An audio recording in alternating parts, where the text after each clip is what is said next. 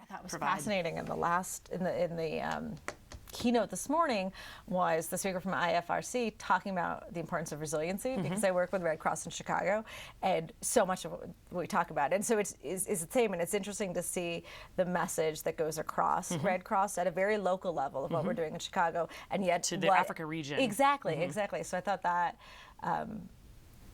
was really neat just to see, the way they'll describe it is the job of preparedness is to put the relief disaster response out of business. Right. And so we focus so much on disaster response, but really we want to focus on resiliency. If there's good enough preparedness, then you don't need the relief as much. Right. Yeah. Talk about what you were saying with what we can build. Are we recording now? In academia? Yeah, we're recording. Oh, great. Okay.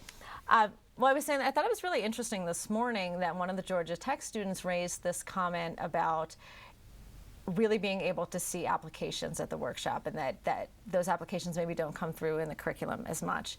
And for me, it gave me an opportunity to reflect on what we're teaching in our classes and how do we bring more of the examples and the case studies that we've seen at this workshop into teaching. And that's something that I think Georgia Tech Health and Humanitarian Systems has played such a big role in moving humanitarian logistics curriculum forward. And a lot of the material I use in my own classes.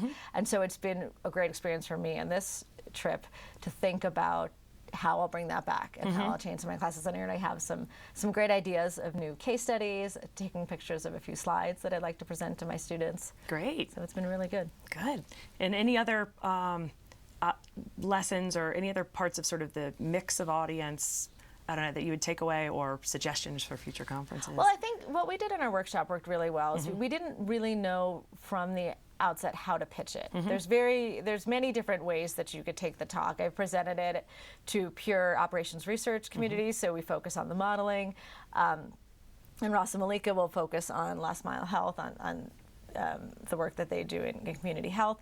So it was great to pool the audience first. So what we did at our workshop, we started with everyone saying where they were from and tell us what they wanted to hear. And that allowed us to be more flexible. So I would say that would be good advice for workshop organizers, to just kind of have a couple of scenarios to play out, to be a little flexible in how you present it.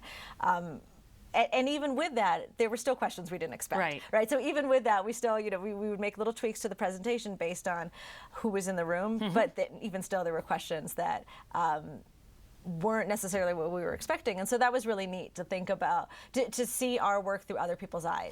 Everyone bringing their own experience. Exactly, because like I said, I've presented it to operations research folks, so I've seen the presentation through their eyes, but then seeing it through the eyes of other people other NGOs, people who are engaged in community health, people at the government level. It was great.